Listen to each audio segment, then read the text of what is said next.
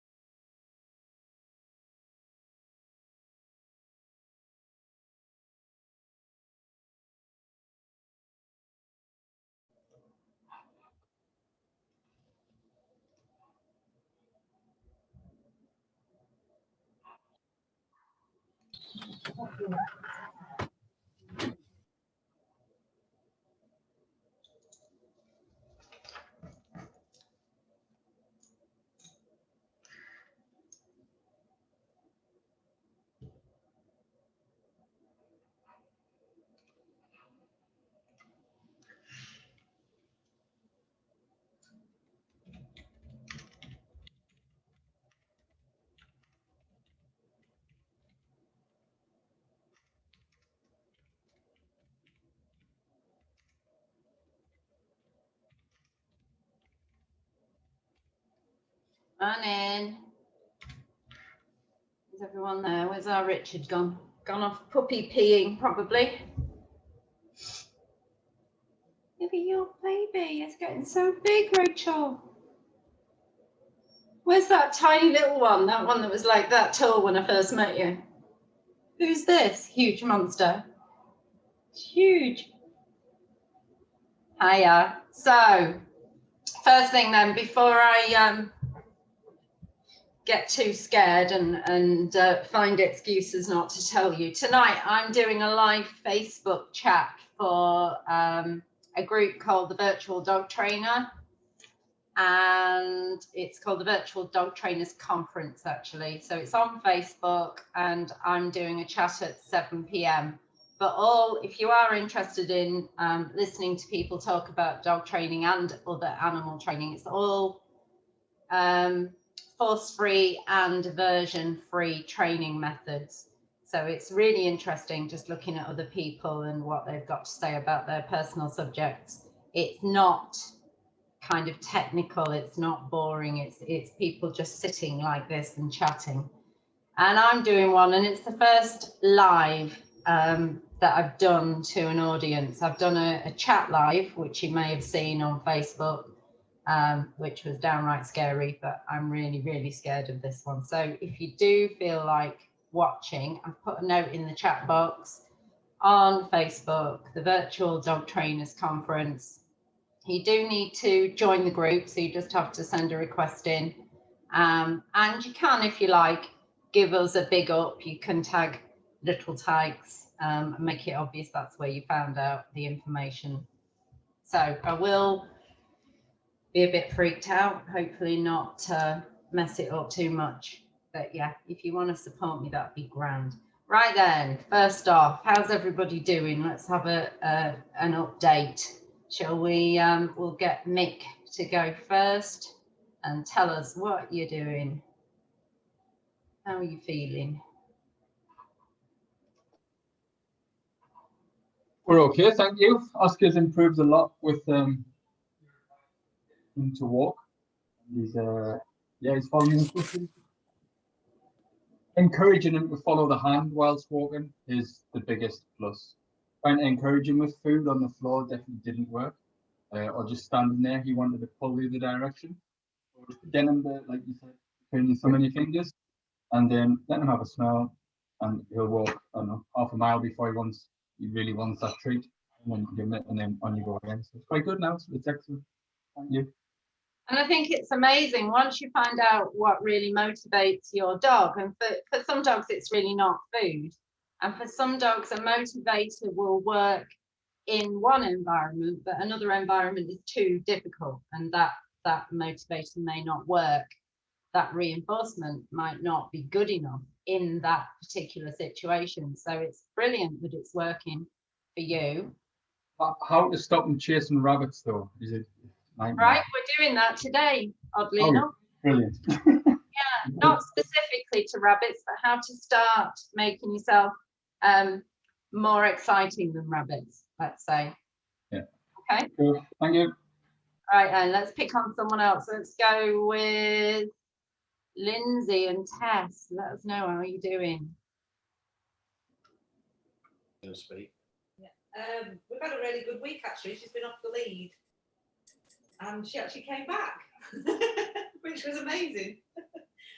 Although we went to the beach yesterday, and again she got a bit distracted by a bird, and maybe didn't recall as well when she had another dog in the mix.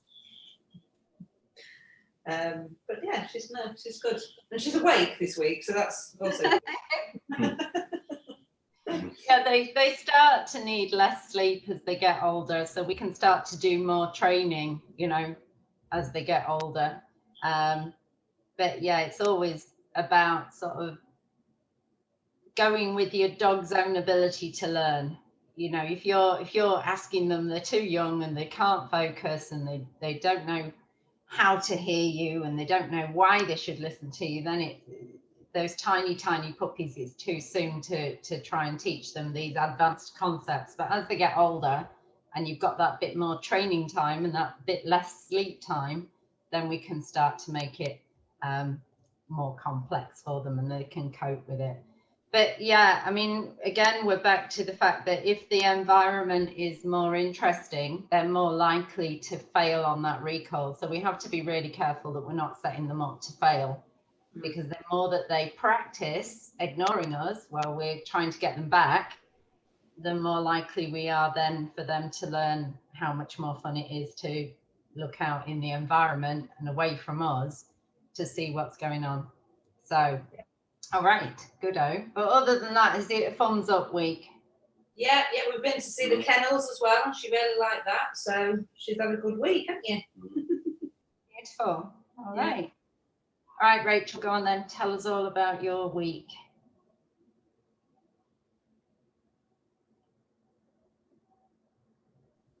So other than being poorly and being in hospital because he was sick and lethargic, he's been great. We've had him in the woods a couple of times off lead, and he just stays between us. If he sniffs something, we only get like 12 foot away, and then he runs. We used squeezy cheese to call, you know, initially, but I think now he quite likes us all being together, both being together, you know. I wouldn't do it on the road. But no. In the woods, once you've got past the gates, he's been absolutely brilliant. Toilet training really good. He eats a lot of like things on the walk so I think the leave thing would be nice to get a hold of. But yeah, other than that, I think doing well actually. Loves chewing, as you can see. Yeah. Beautiful and nice sharing there, I can see. You know, it's nice that all that biting and mouth action is being put onto an object that is no longer fingers. Yeah, you know, yes, definitely. Yeah, we don't have that anymore, which is lovely. Yeah, beautiful. All right, any other problems, concerns, questions? Are you relatively happy at the moment? Yeah, I mean, the only thing we haven't done is say seen like a rabbit or something running, you know, and I'd like to see what he would do in that situation, but we've just not come across it yet, you know. So that's the only thing really at the minute. Okay, beautiful. And James, there you go. Let us talk to you. Oh yeah. Hello. Yeah, he's not really feeling it today, but. He's normally full on, but he's yeah. I mean, to be honest, we haven't had an accident in the house for about 3 weeks now. The biting's getting less. It's still just there a bit, but it is getting less. It just seems like it's endless when it's like 5 minutes, you know. Yeah, walking fine. Just when you leave the house, is about till you get about 50 yards from the house, then he's off. But it's just that what's happening. But just give him time, and it's not long. It's a couple of minutes, but it feels like forever when you stood there. But then we're off and running, and away we go. It's fine. So yeah, can't really complain. Beautiful. Are Lots you of happy? snoring. Lots of snoring. Happy though with your relationship, more importantly. Yeah, yeah. It's obviously day at a time, and it is getting a lot better. It is getting a lot better. Yeah, can't complain really. Good, good. Don't know how he'll interact today because I say, like I say, Don't worry. If he's not into it, he's not into it. You can still learn even if he's in snooze mode. yeah, no problem. Yeah. So happy, no questions, no concerns that you No, I want. don't think so. Not yet, no. All right, good. Right then. Okay, so we did start a little bit of recall and how to make your dog think that you were more exciting, more interesting than the environment. We did talk about how important it is to have a sound that is going to mean get to me straight away and something brilliant's going to happen. Can you give me a thumbs up if you think you're seeing a reflex, startle, expectation of something fantastic when you make that noise? Give us a... Anybody not seeing that? Anybody not seeing their dog go, this is going to be brilliant, love it? Anybody not seeing their dog turn around and want to get back to them? No? So you're all doing, oh, is that a hands up? I'm not. Go on then, tell me all about it. Go on, unmute yourself, Beezer. Tell me what's going on. You'll come on to it today. It was just with when he's distracted, like the other lady said, with other puppies, other dogs in that environment, and especially with birds and rabbits, especially. Yeah. He's aware. Yeah, beautiful.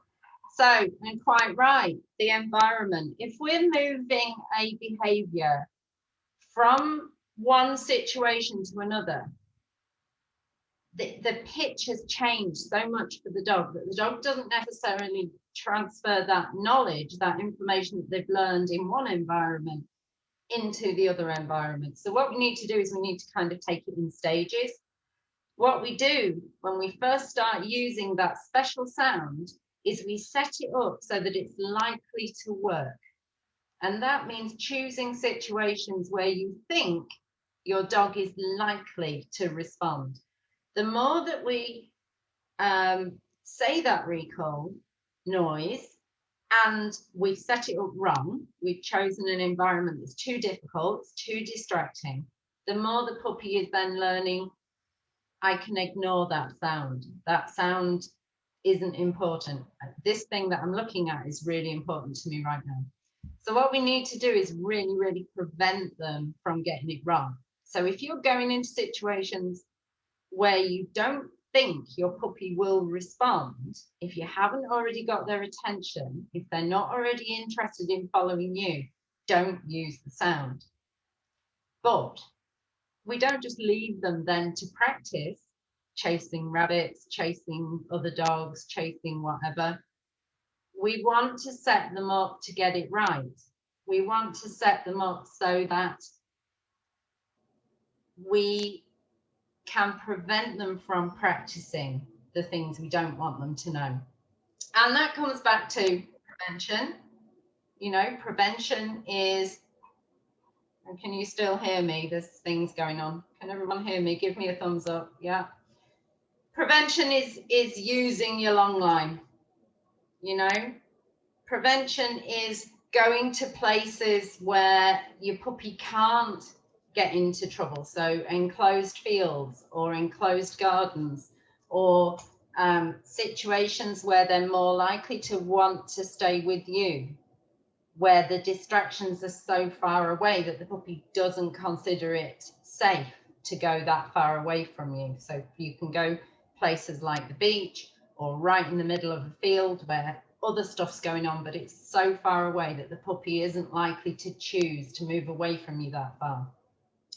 But I have to say now, I don't think, until I was absolutely secure in my own mind that my puppy thought I was the best thing in every environment, I would not risk having them off lead. But I do want them to have the freedom to really investigate the world. I do want them to have the freedom to run and to move and to have all of their natural behaviors fulfilled. So long lines, I know that they're a pain in the backside. I know that they're not easy to handle and that they're difficult to learn. Hands up if you have got one now. Come on, give me a hands up. And let's be really honest, who's using it? Yeah, you see, and that's how horrible they are, isn't it? We agree. But do it anyway. Every single time your puppy, you say your recall word and they don't come back to you and they don't give attention to you, you are teaching them to ignore you. You're teaching them that it doesn't matter if they don't come back. And every time you get angry or upset that they haven't come back, you're actually punishing them. Because when they do finally come back, regardless of how much you pretend that you're pleased that they came back 10 minutes later after they'd been doing whatever, they can still feel that you're not happy. Okay? So prevent them from getting it wrong. Make sure that you're only practicing that recall word when they're likely to choose you. So we're going to talk about doing a little bit, making it a little bit more exciting for them today. We're going to do some hide and seek, and we're going to do some going out of sight. So you need somewhere, I know it's awkward with the spaces that we've got, but somewhere where you can run to, where you're going to go out of sight a little bit, and your dog is going to realize as they've turned around, they're going to realize that you're not in sight anymore. And now they've got to come back and find you. So we start the game just as we did before. Say your cue, do a little run, and feed them right at your feet. We're not going to go out of sight for the first 2 or 3. Then I want you to go to the say it, do it, but roll that food a little way away from you for 2 or 3 goes. And then for the next 2 or 3 goes, I want you to roll that food out of a door, out of a space, behind the sofa, somewhere so that they can't see you anymore. And before they turn back round, so don't stand there watching them, I want you to dodge outside, literally 1 step behind a door, somewhere like that, and call them, even though you haven't got that direct eye contact on this occasion. So for every other occasion, we're waiting for them to turn around before we call them back. Does that make sense? We're waiting for that eye contact before we say our recall sound. All right, but on this occasion now, we're going to toss that food out of the door. We're going to call them back to us. But as they're coming back, before they've kind of finished, we're already hidden. We're already out of sight. So they've got to come round a doorway or something. And I want you to really praise them up and give them that treat. Wait for them to calm down a little bit and then repeat. Rinse and repeat. Now I can't actually demonstrate this because, well, I might be able to if I just relocate some of my dogs. All the dogs are behind that door at the minute, and if I open the door, I'm going to be trying to recall 3 dogs all at the same time. And there's one who's definitely going to be faster than everyone else, which will be punishing to the other 2. But let's just see if I can do that. Alternatively, do you actually feel like you need a demonstration, or do you feel like you can get on and have a go? Is it a, I don't know, or is it, I can do it? All right, we'll do a demo. Let me just reorganize my beasties and my camera angle. Oh, and get rid of this. So here's the crazies. Go on out. Oh. Yeah, am I amazing? You go that way.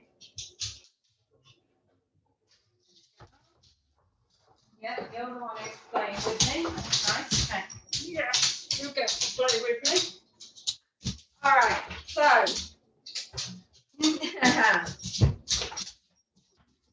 So the first one is going to be, wait for him to calm down.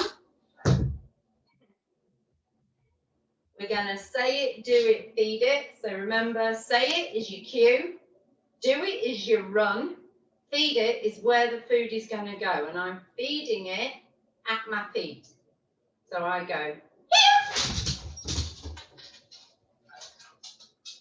waiting for him to look at me again.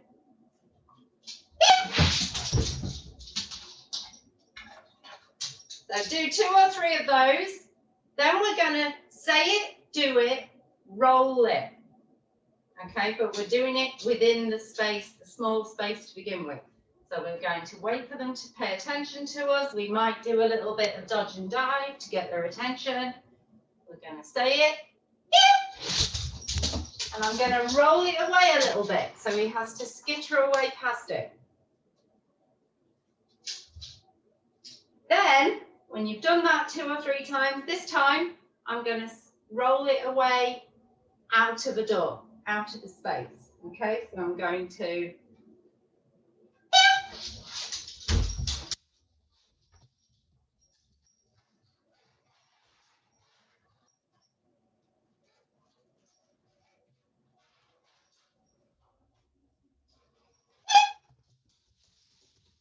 go by, you're so clever. You're so clever. All right, so I know all my dog beds are out there because they normally stay in here. So he was a little bit lost and couldn't find the food. But I want you to try and make sure, especially for your puppies, that they can find that piece of food. All right, now what I really like about this setup that I've got here is you could see that I could see what he was doing without him being able to see me. Yeah, so you can use something like your video camera, your TV, or a mirror to monitor. So on that occasion, he was already looking back to look for me before I said my cue. But if you think about it in real life, you're not going to be able to do that, are you? So they might be off sniffing behind a tree or sniffing behind a bush. You're going to step out of view and you're going to call them. And it's their job to find you. They're the ones with the better hearing. They're the ones with the better nose. Remember, use a long line, because if they get distracted on the way back, what are you sniffing? If they get distracted on the way back, you might lose them. So we're going to keep safety in mind. But practice it in the house. So I want you to have a go at that. So do 3, feed at your feet, 3, roll it away, and then roll it away out of the space and dodge and hide. We're going to watch you. If your puppy's not playing, don't worry. Yeah, that's fine. We're not going to force them. We're going to watch Beezer because they're perfect. And we're going to watch Tess. I know. Oh, it's so hard being good. So always make sure they're looking, they're paying attention. Say it first and then run. Little run, a couple of steps. It's that movement that's important. We want them thinking, oh, my owner moved. Got to chase them.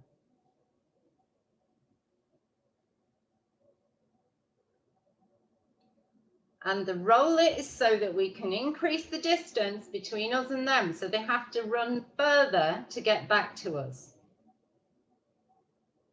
It means as well that we can carry on running away from them after we've rolled it. So we can increase that distance away from them as well. He's been distracted. What's behind the door? Whee!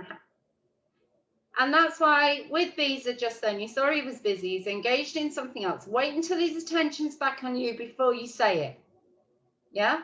Because if we say it while their attention is engaged elsewhere, we're practicing them ignoring that cue. We're practicing them getting good at thinking that cue doesn't mean anything.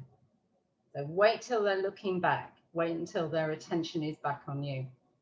The more exciting we can make this game, the more likely that recall is to be strong.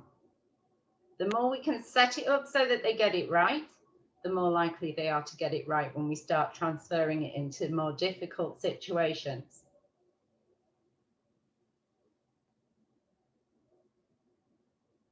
Oh, look at little Tess. You don't know where my people is.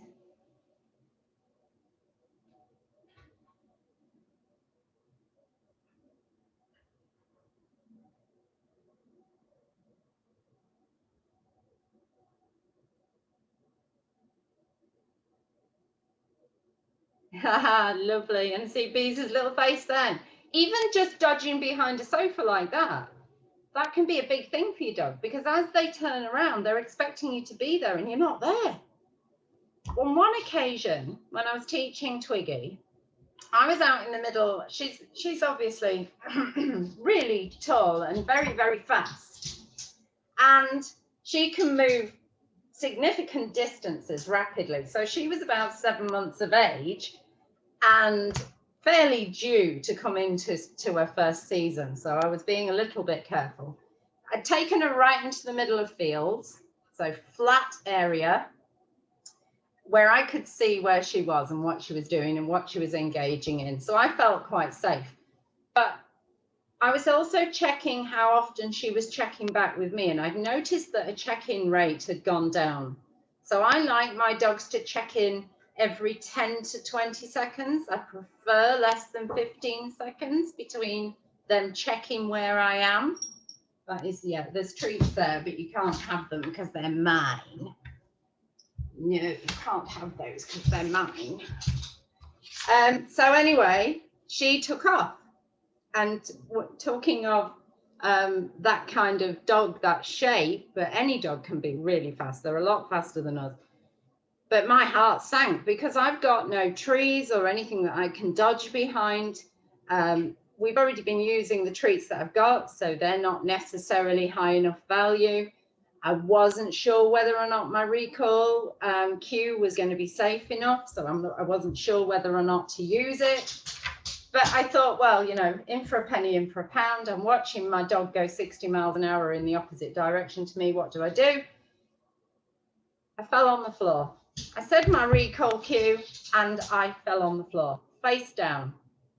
She looked up and I wasn't there. I wasn't there. She'd never seen a person laid on their belly in the middle of the field before. She didn't know that that shape that I'd made was me. So as far as she was concerned, I'd gone missing. And I've never seen a puppy turn around so quickly and set off back. And the celebration that we had when she finally got to me was massive. And it took her another good 3 or 4 weeks before she tried going out of sight or looking for something else to get involved with. Yeah. So it was a little scare for her, but I think it was, in the circumstances, it actually worked. So remembering that if we are unpredictable and fun, the dog is more likely to want to keep interest in us. Yeah. If we start to make recall boring, or we start to call them when they're not likely to choose us, then what happens is the dog starts to switch off to us, starts to think, oh, go, go, go, go, go. Where are you? I like that one. That was a good one. Love it. All right. So we still need that long line though, because obviously when you start going out into the world, obviously if I'd have had a long line on Twiggy, she wouldn't have got so far and I would have felt safer. You judge each situation on its merits. I thought I was safe in the middle of a field. I don't know what caught her attention. It wasn't another dog. I assume it would have been a piece of wildlife, a bird or something like that. So what do we do when we've got a dog who's really into birds and hunting and bunnies and things like that? Well, what we're going to do is where your recall kind of comes in on this anyway. You're doing that little bit of out of sight recall, which you've just been doing, so you're dodging out of the way. What we're going to do is, can you imagine if the piece of food was a bunny, you want your dog to respond to come back quickly away from that bunny.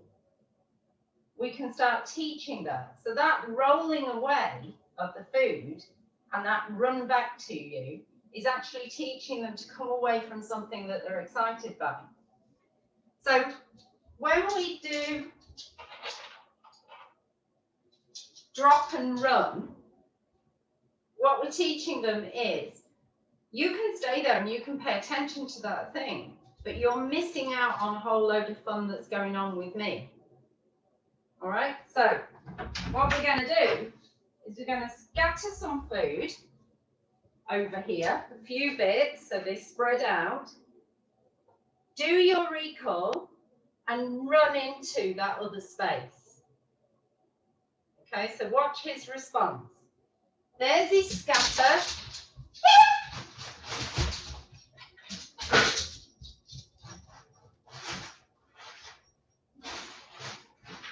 Now, what you're going to do, if you practice that often enough, what you will find is your puppy will start to leave that little pile. They'll start to come away from it before it's finished because they want to get after you. The chasing you becomes more exciting and more predictable and fun than staying there on their own eating that stuff. All right, so I want you to have a go at this. I want you, if anybody's working, I think everybody might be asleep. Everyone's gone to sleep. Let's have a look. All right, so we're going to scatter a few.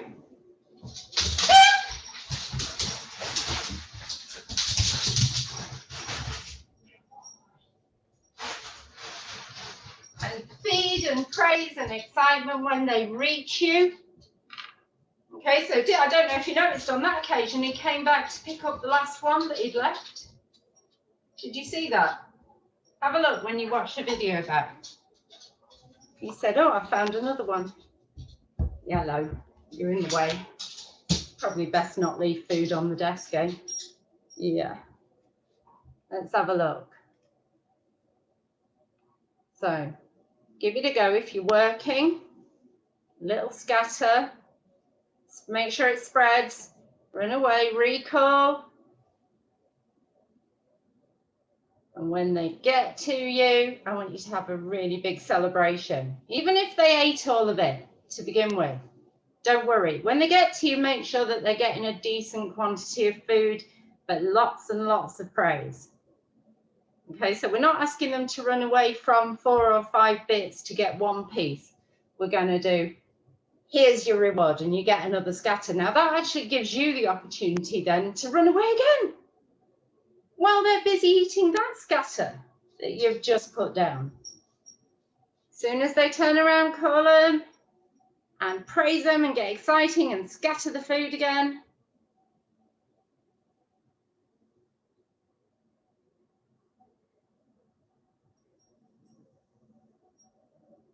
And what she found, Tessa's found something exciting that she wants. So there's a really nice opportunity. Oh, there was a piece of food she couldn't get at. Yeah. So the other skills we need with this then is coming away from something that you would rather keep attention on. So what we do with that is you have your stuffed Kong or your Chewy, something that your dog wants to engage with, wants to spend time with. And what we're going to do is we're going to practice them coming away from that thing. We want to teach them coming away from it. Doesn't mean to say you're going to lose it. Doesn't mean to say you're going to lose that opportunity to go after that thing. All right, so what we're going to do, you've got something that your dog likes, something your dog wants. So this is one of his favorite things in the whole wide world. Yeah, I'm going to let him engage with it. I'm going to put it over there. I'm going to let him have it. You can keep hold of it. You can do whatever he likes. Now you can, he's already practiced this, can you see? Because he wants me to engage with him. So here's the thing, the bunny rabbit or the bird or whatever it is. I'm going to let him get really engaged. You're not a very good demo dog. Go get that thing. Get your toy. Get your toy. Yes, yeah. So it needs to be something a bit more exciting for him to be engaged with. But let your pup get really engaged in that stuffed Kong or Chewy or something.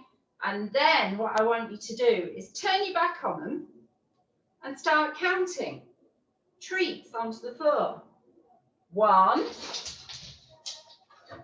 2, and I want you to count. We're not looking at the dog. We're not trying to call them. We're standing a decent distance, 3 or 4 feet away from them with the thing that they've got.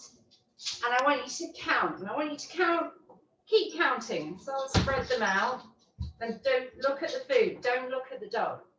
At some point, and it might be 20 pieces to begin with, at some point your puppy's going to go, well, what are you doing? What are you looking at? Oh, there's a whole pile of food there. I didn't realise you were putting food down. And when they've eaten all those bits, let them go back to that thing that you were having them come away from. We're not going to pick it up or take it away. Let them go back to it. Let them start chewing on it. Let them start paying attention to it. Make sure they're really engaged with it. And then turn your back and start counting. 1, 2, 3. Yeah, that's what I want you to do. I want you to see that your puppy will choose you and the treats that you're counting instead of that thing. 1, 2, nice. And what you should see is that your count rate goes down, that they're quicker to disengage from that thing. So let them engage on the thing without you. So a Kong or a Chewy or something that they really enjoy without you. So you can see he's really enjoying his squeaky. So I can go 1, 2, and he can go back. Yeah, so we're practicing, even if you're really enjoying yourself, even if you're having a really good time chasing that bird or whatever, keep an eye on me because there's going to be reward opportunities coming from me. It doesn't mean I'm going to stop you from, come here, I'll take it off you because it's noisy. Doesn't mean I'm going to stop you having the fun and chasing the birds. It means it's worth having a look at what I'm doing. It's worth engaging with me. Does that make sense? So one of the best ways I enjoy teaching them to not chase after birds is to use the crows on the beach. The crows on the beach are very canny. They're very used to dogs, and they're really food orientated. So they've been well trained to follow dog walkers to get treats. So you can encourage the crows to come quite close, and your puppy can start engaging in chasing, and you can start counting and rewarding the floor. Yeah. And most puppies will eventually choose you, and the number of treats that you need to put down and the length of time that you need to kind of hold your nerve starts to come down. You have to trust me on that because it just does. All right. The other way, though, is to use your long line. So it's a different method, different way of thinking. So we're going to be using physical restraint on this occasion. So for the purposes of my space, imagine this is a long line and it isn't. What I'm going to do is I'm going to have a moving object moving away from the dog. So this is things like bunnies. They don't stay still, they move. I'm going to roll it past him and have it gone right behind the cupboard. Can you believe it? Roll it past him and let it skitter away. Don't you hate it when your dog doesn't do good demos? Go get it. Go on. Okay. Make sure your lead prevents them from getting to that bird, that pigeon, that thing that you've thrown out, the ball or whatever. Okay? Go on. Yay! And when he comes back, I'm going to call him and reward him. And he says, I'm not going to do that demo, that's madness. Okay? So we try not to let them hurt themselves with it. So I prefer him for that to be on a harness rather than on his collar. But my harnesses are all in the car and they're disgusting because I haven't washed them and I don't want them to come in the house. So you're going to prevent them from getting it wrong by using a lead, which could be your long line lead. So you're going to go to the situation where you would normally see that thing. you're going to wait for them to engage with that, with the birds or with the bunny rabbits, but not be able to chase them. And the second that your dog looks back at you, you're going to do your little runaway recall. So they choose you. They're prevented from getting it wrong. Then as they get better at making that choice, so you can see that they go, oh, there's a bunny rabbit. Do you have any treats? And they start to look back at you. Then you can start to, as soon as they see and as soon as they start to move towards that thing, then your recall is more likely to be functional. It's more likely to be responded to. So we can predict that if we called them, then it would work. All right, but until they're really good at disengaging from things like piles of food or from food that you've rolled away while they're on lead, then they're not going to be able to make good choices with things that are moving, like rabbits and pigeons, kids, if they like chasing kids, bicycles, cars. So we need to practice when things are moving, we need to keep still. So we did the little mousy game, didn't we? Just thumbs up for me. So that's a similar idea, that don't chase it while it's moving, go still, and when I tell you you can have it, you can have it. So again, with the crows on the beach, first I play that the dog engages with the crows and disengages to get a reward. Now what I'm going to do when the dog's really good at that is I'm going to start telling them that the reward is actually that they can go and chase the crows. And that sounds like madness, doesn't it? But if you've got a dog whose biggest reward in their life is the ability to chase something, then what I want you to do is take that behavior and put it under your control. So imagine putting a harness on that behavior. Don't just expect it to disappear, because it's a natural behavior, especially if you've got somebody that's got any kind of spaniel in them, like him. They're going to want to chase anything, even your any hunting breeds. So your terrier types, you know, they're designed to chase and hunt and kill. It's a major part of their genetic design is to go after things and want to chase them. So we need to give that back. But if we give that back under our stimulus control, they call it, then we're safer. So if you can imagine a situation where your dog goes, oh, there's a bunny, and they look at you and they go, can I? Get off, monkey. They look at you and they go, can I chase it? And you go, yes, get that bunny, go for it, go for your life. How much of a massive reinforcement is that if you've given that release cue to go chase? But more importantly, what has it reinforced? It's reinforced looking at you and checking, can I? Now you can choose when it's safe and when it isn't safe, which is much, much better than trying to stop that behavior entirely, because that behavior is never really going to leave that dog. Does that make sense? Is there any questions about that? I know it sounds a bit mad, but it's one of those things, until you've tried it, you don't really know it. I want you to be honest here, because if you hate the idea, I need to know. You're all sitting very quietly. I'm assuming you can still hear me. Give us a thumbs up, because I'm feeling all left out. It's going to be really difficult when I do my live talk later, because I won't have any feedback at all other than the chat box. So I'm hoping people chatter to me. Does it sound like madness to you? Or can you see where that would actually work? Does it sound like it's completely crazy off the hook? Nobody's talking to me. Okay, don't worry. I'll let it settle into your brain. Right, let's see if we can get you up and moving a little bit. I know you puppies are snoozing and it's awkward, but we'll do it with Dodo anyway. We were talking about luring, and you've seen the benefits of luring. So luring is having the food in your hand and covering it with your thumb and putting it on the dog's nose and keeping contact with that nose. and moving the hand to move the dog. Yeah, so we're going to keep luring. There's two types of luring.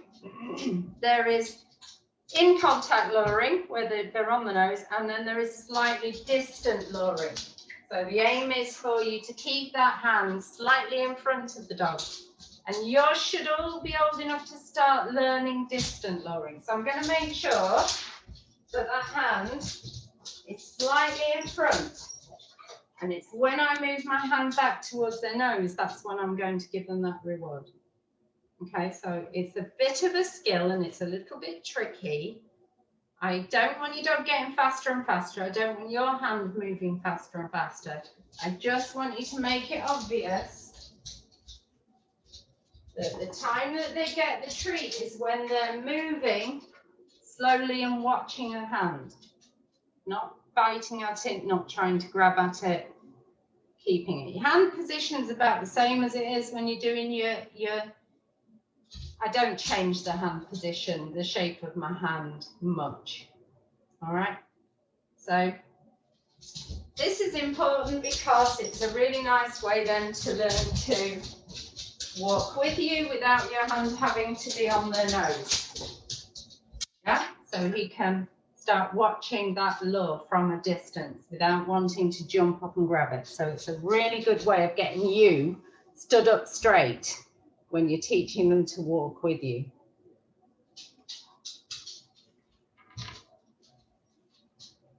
Tess is getting it. She's good. Hello, you're a monkey. Can we sell you? Can we send you back to Spain?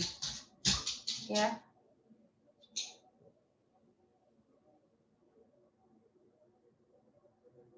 So the aim is that you're going to wind up walking like a real human eventually. So once they're really starting to understand it, we can start to change where our hand is in relation to them. So to begin with, when you're puppy luring, you want that hand right on the nose, don't you? And you're going to keep that hand right next to your body. Yeah. And eventually we want to be able to have our food all the way up here. We get the same response. So we can stand up straight and move. All right, but there's several stages of that hand position that we need to teach the dog. When I'm walking with it here, when I'm walking with it at this level of my body, when I'm walking with it at this level of my body, it still means follow me.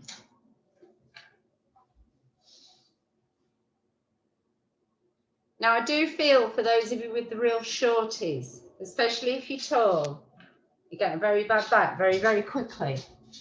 And what you can do instead is a little method called targeting, which we're going to have a go at. So for the target, what I want you to do is find yourself a coaster. We'll have a look at that in a minute. But for now, see if you can practice that distance luring and just show us that you're understanding and that your puppy is understanding. What are you doing? You're a monkey. Monkey. Yeah, have that.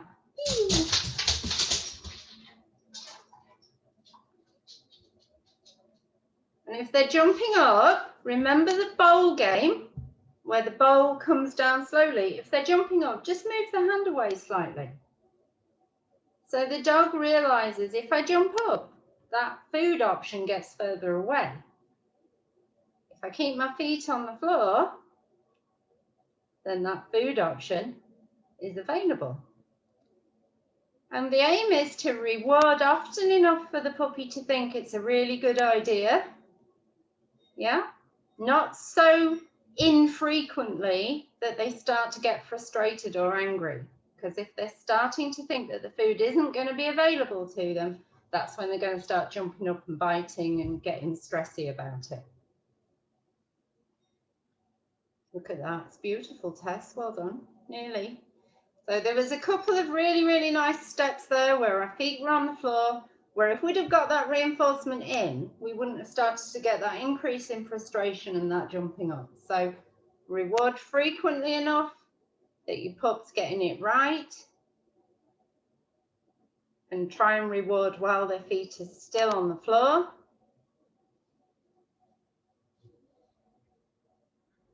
with the aim to eventually being able to walk like a normal human being with your whole body straight and up.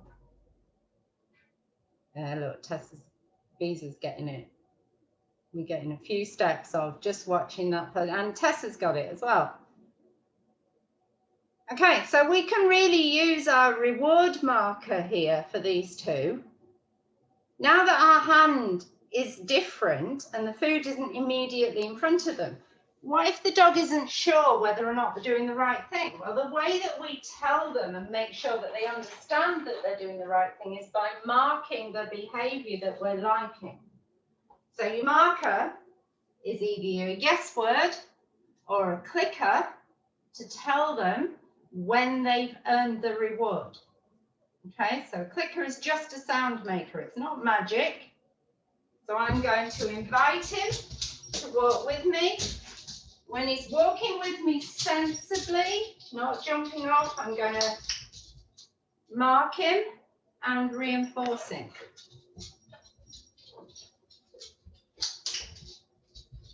Can you hear my clicker all right? So you can hear when I'm actually marking.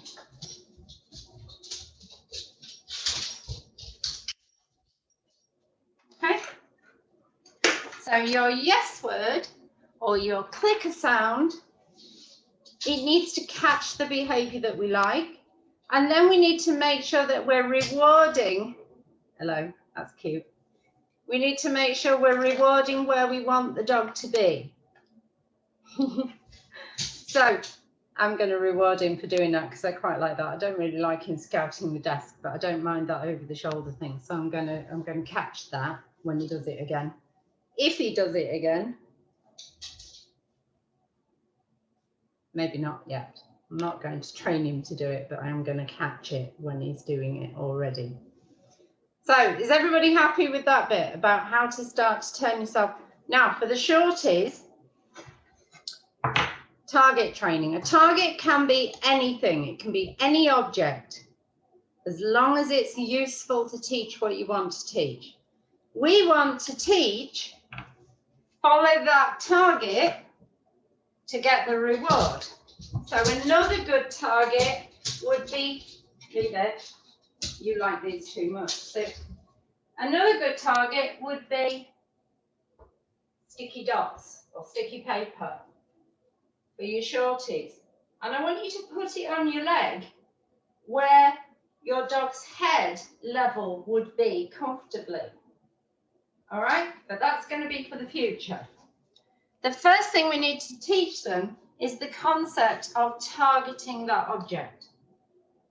I'm hoping he doesn't bite this because this was a present for me in memory of my dog called Spring, who was a rescue Springer Spaniel. I'm looking at it like this thinking, do I really want to offer this to him? I hope he doesn't grab it. If I'm getting it right, you shouldn't grab it. So all we're going to do, you know, we did the hand target. Now we're going to do an object target. So we offer a yes. Marker timing is yes, the most important thing. Yes. Yes. So I'm trying to mark just before he grabs it because I want him to touch yes rather than grab. Yes. All right, now I can say, yes, can you do it when it moves a little bit? The same as we did with the hand target. Can you target that thing when it's moving? So think about what we're using it for. We're going to get them to target the right spot on our leg for our dog's size. So for his head height, it would be up here on me, because that would be a natural position for him to stand. But for a terrier type, it might be just below your knee. All right, so we first, yes, get him to target that object, yes. Now we're going to say, can you do it while it's, yes, moving, yes. So target in your hand to begin with, then target stuck to your leg where you can reach and your dog can reach easily. Standing still to begin with, marking every time their nose touches it. And then you're going to start standing up straight and marking while you're moving that leg a little bit. So they start to follow that target on your leg. that make sense? Then your progressions. Oh, oh, I don't want to teach you to do that. I want you to teach to go over the shoulder. There's no treats on the table anyway.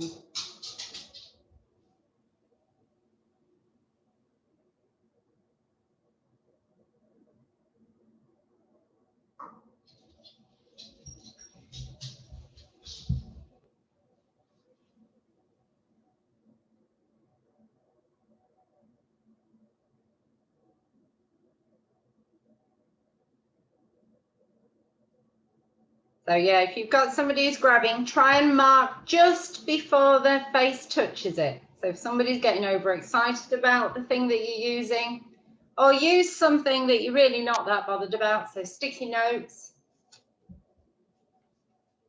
We'll teach you a little sticky note game, which is a really nice way to learn targeting. Dogs find it difficult to see, to define between different colours. They don't have the colour range vision that we do. So I've put a cross on this sticky note because it might not be easy to see when I do what I'm going to do with it just now. So a fun game then to teach your dogs for targeting. And then you can go ahead and use it in the future for other things. How's about teaching your dog to close doors? Might use one of these. Okay, so, whoa, wait on, boy. Come here, sit there. First, teach your dog to want to target it in your hand.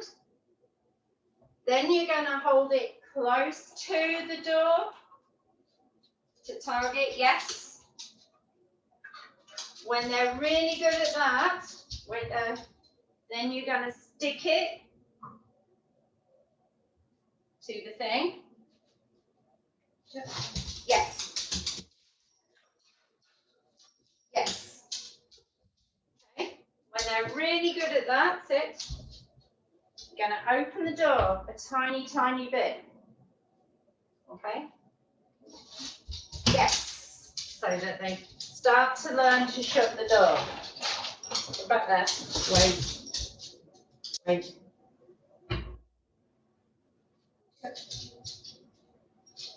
Yes. Oh, come on. Come on, give them this side. Yes. Good boy.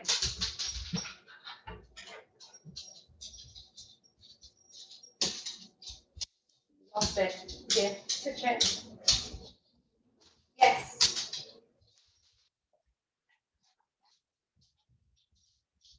Yes.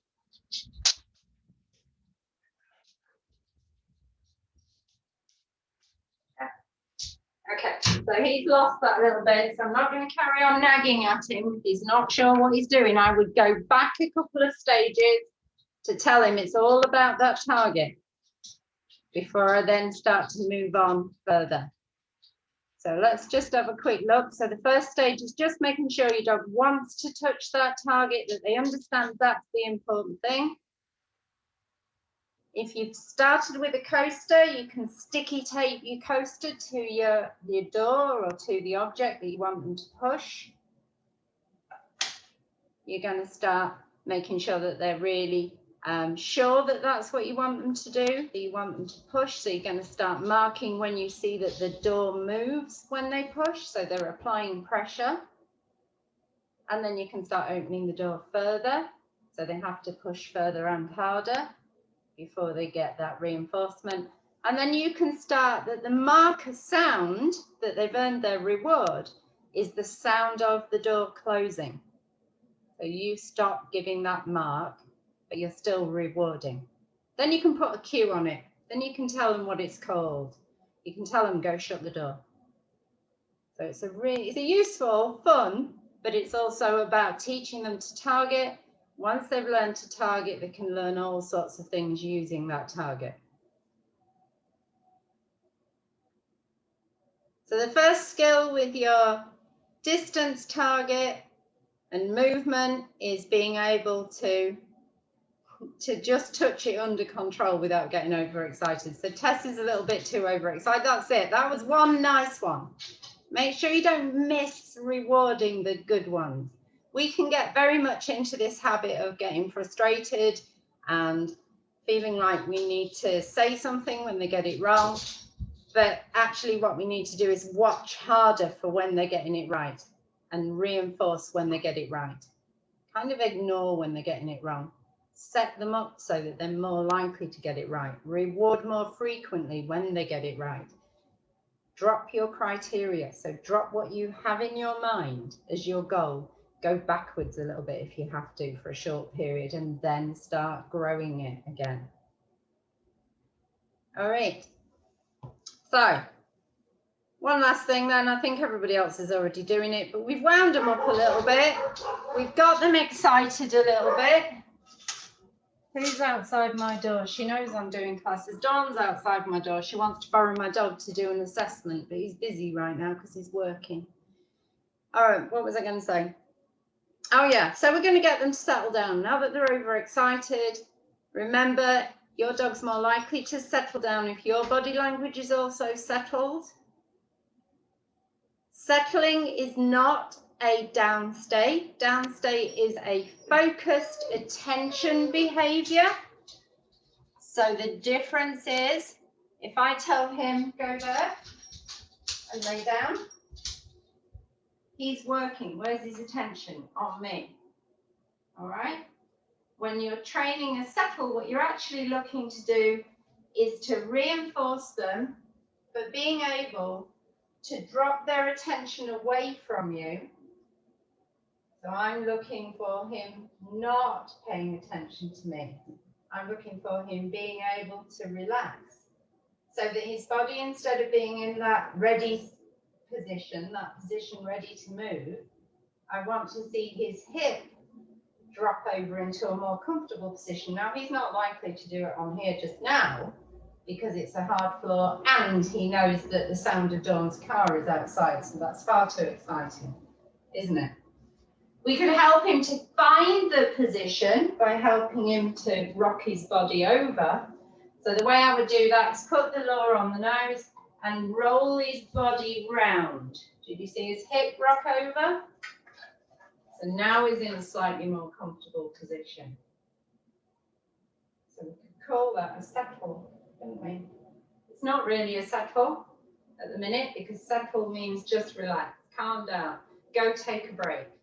I don't need your attention. I don't need you to be working with me. So it's easiest to train to begin with when you're on a sofa and you're not really looking at them. So you're watching telly and they come and they settle down next to you, then you're going to start reinforcing it. You're going to start just putting food next to them. And we build it up slowly that the food comes after a bigger and bigger time gap.